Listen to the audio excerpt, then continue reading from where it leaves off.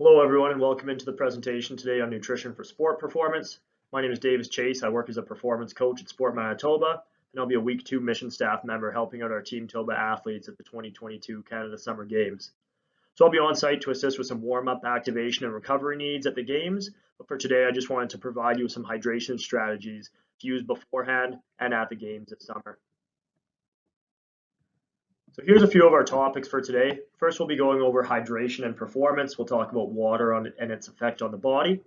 Second, we'll go over some monitoring hydration status tools, and we'll give you guys some self-monitoring tips to recognize your hydration levels.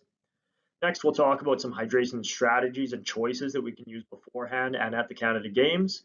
And finally, we'll talk about some tips to stay hydrated and perform our best at the games this summer. Now we'll get into hydration and its effect on sport performance. So for starters, here are just a few facts about water, hydration, and the human body. So proper hydration keeps mental acuity high. This means we can stay mentally sharp and at our peak for competition. Next, water is a component of saliva and helps us digest food. The human body is made up of approximately 60% water. Water helps us speed up the absorption of food and can help turn food into energy. Water also helps cushion and lubricate joints, organs, and tissues in the human body. Water helps eliminate metabolic waste products through urine. Water is also a major component of sweat. So during exercise, water absorbs heat from our working muscles and releases the heat through sweat. This helps maintain our body temperature. Dehydration of just 2% of our body weight can have a huge impact on our body and its ability to function well. This is what we're trying to avoid at the Canada Games this summer, is any negative performance due to our dehydration status.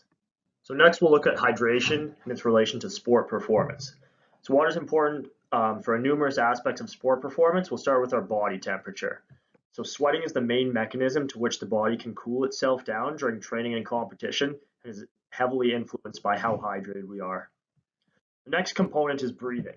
So we lose a lot of water while breathing, and breathing is a very important component of exercise capacity.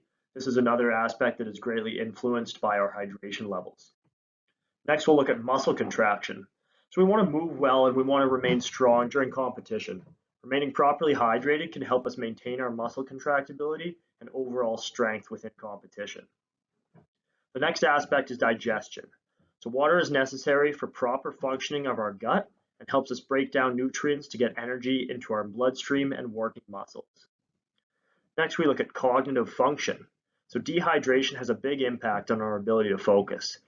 This can influence our ability to react quickly, to think effectively, and to make decisions and remain mentally sharp during competition. Finally, we look at circulation. So water helps us move all of those nutrients and energy throughout the body to get oxygen to the areas that need it most. As you can see, water has a lot of importance in our physical function and sport performance, and our daily hydration can be a key contributor to strong performance as an athlete. So another important aspect of hydration and sport performance are electrolytes. So we've all heard about electrolytes, but what are they?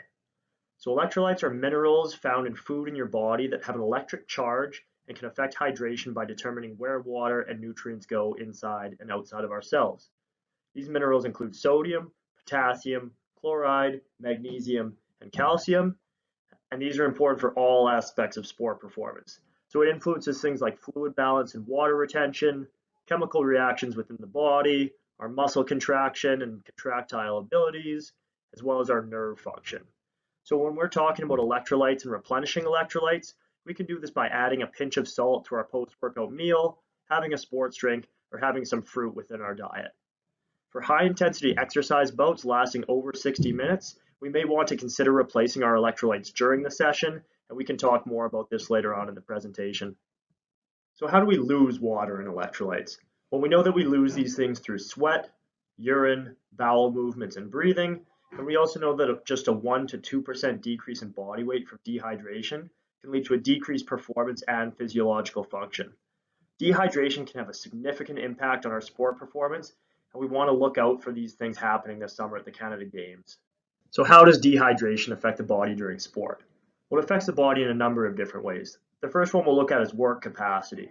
So this is how much training volume you're able to achieve per competition. The next is a perceived rate of exertion that we have. So this would be like on a scale of 1 to 10, how hard was it to finish the race or competition? This number will be higher with dehydrated. The next is the impact on decision making and comprehension. So this goes back to the mental clarity point that we talked about before. So these are things like, who do you pass the ball to? How do I properly execute the game plan? Dehydration can negatively impact our ability to be strategic and sharp. The next thing that dehydration can influence is muscle cramping. So this is a muscle contraction gone wrong.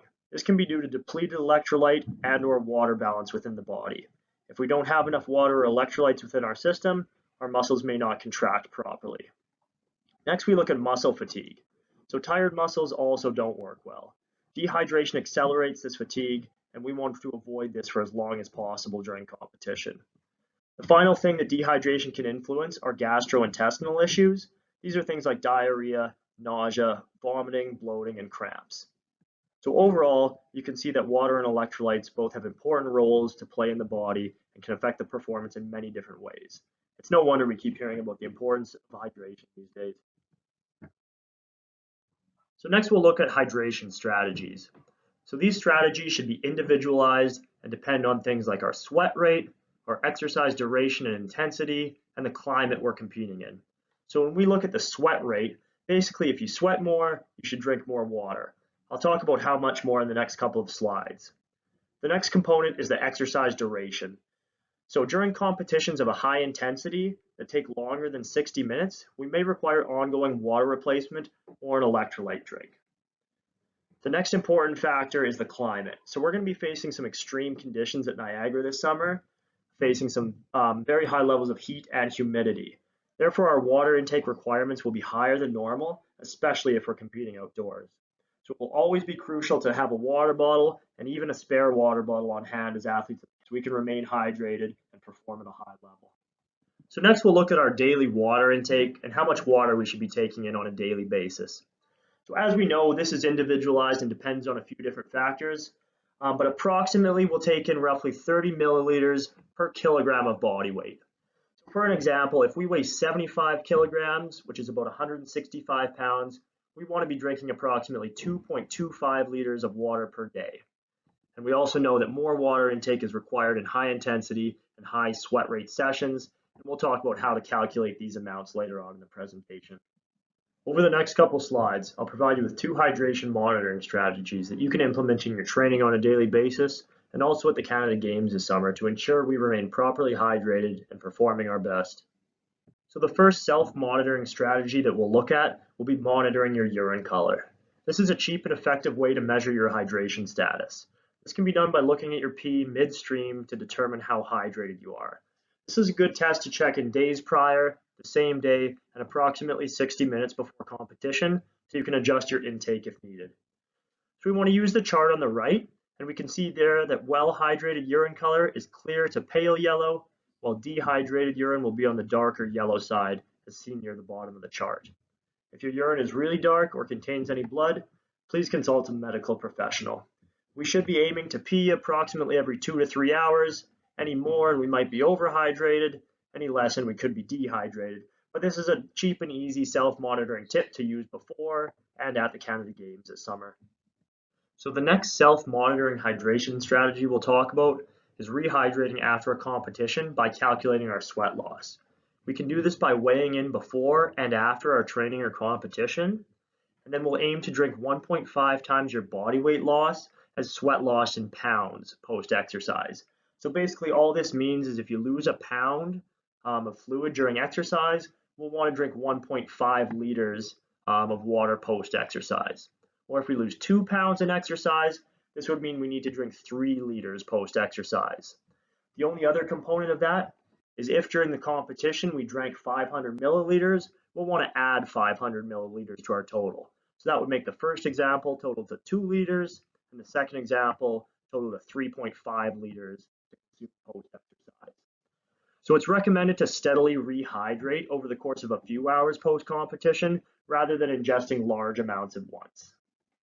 So when we look at pre-competition hydration strategies, we want to make sure we're well hydrated the day before a competition, and we can use self-monitoring techniques for that. We also want to determine approximately the amount of water that we're required per day, And this goes back to the 30 milliliters per kilogram of body weight calculation. So for example, that 75 kg or 165-pound athlete will require approximately 2.25 liters of water on a daily basis. It's also important to weigh in before competition to determine starting and finishing body weights to assist in our rehydration strategies. We'll also find that we may need the higher end of the range if our urine is dark or yellow, or on the lower end if we're well hydrated prior to a competition. We want to try not to cram our hydration into the later stages before a competition, and this is why we want to monitor our hydration status early and often. When we look at hydration strategies within a competition, most of the time water will be sufficient to hydrate, although sport drinks may be beneficial for longer duration, higher intensity exercise bouts, lasting over 60 to 90 minutes. So sport drinks provide carbohydrates, electrolytes, and water, and not all training scenarios will require you to have carbohydrates or electrolytes, but when you get into the longer competitions, this may be something that will be beneficial for retaining our hydration. We know that water is encouraged at any session of physical activity, and approximately 400 to 800 milliliters of water should be taken in for every hour of play. And we want to sip throughout our competition if possible, rather than ingesting large amounts at once. So while we want to emphasize the importance of hydration for high-level performance at the games this summer, we also want to avoid overhydration, as this can be detrimental to our performance. So some of the effects that overhydration has on the body include low sodium levels, nausea, vomiting, confusion, as well as puffy hands or feet. Overhydration can also cause gastrointestinal or stomach discomfort from bloating and cramping. Overhydration can also result in sleep disruption due to having multiple pee breaks throughout the night. So this can happen to anyone and just shows the importance of following your own individual hydration status by monitoring your urine color and your post-competition weight loss. For the final few slides here coming up, I just want to provide everyone with some tips to stay hydrated and some strategies for the Canada Games this summer. So here are just a couple hydration tips for increasing your water intake if you're not inclined to drink water just as it is. So the first tip is just to flavor your water. This can be done by adding some berries, lemon juice, or cucumber slices to your water to make it taste a bit better. You'd be surprised at how much more you drink when it doesn't taste so boring. The second strategy is to add some ice. We often like drinking really cold water and are more inclined when it's cold to drink it. The third strategy is to make your own sport drink at home. This is a great way to save some money and make it convenient and easy to rehydrate when you really need it. It's also a great way to save on plastic bottles and waste. Making your own sports drink is easy, and all you need are 3 ingredients in the right proportion. You can start by adding approximately 500 milliliters of water to a bottle. Next, add up to 500 milliliters of real fruit juice to provide some carbohydrates for energy. Lemons, limes, or berries work well for this and add lots of good flavor. Finally, add a pinch of salt to help replenish any lost electrolytes. So here we'll just look at summarizing some of the pre-competition, in-competition, and post-competition hydration recommendations that we've talked about. So for pre-competition, we know that we want to have approximately 30 milliliters per kilogram of daily water intake. So if you weigh approximately 75 kilograms, this would equate to 2.25 liters of minimum water intake. We also know that this water intake will be a lot higher in hot competition or high intensity competitions like the Canada Games. So we'll just want to monitor our urine color 1 to 2 hours before competition and adjust accordingly. Also important to weigh in before competition so we can monitor how much sweat we've lost during the training or during competition. When we're talking about in-competition hydration strategies, water is typically best, but we may need a sports drink if we're competing for over 90 minutes at a high intense level. While we're competing, we want to sip approximately 400 to 800 milliliters of water for every hour that we're playing. Next, when we talk about post-competition hydration strategies, we want to make sure we had previously weighed in before to make sure we can weigh in after and monitor how much sweat we've lost. And then we want to drink approximately 1.5 times our body weight lost in pounds in milliliters of water. So just to recap, if we lost a pound of sweat during competition, we want to make sure we consume about 1.5 liters of water, or if we've lost 2 pounds during competition, we want to make sure we take in at least 3 liters of water in the hours following competition. So finally, we'll just summarize a couple of the hydration tips that we have here for the Canada Games this summer.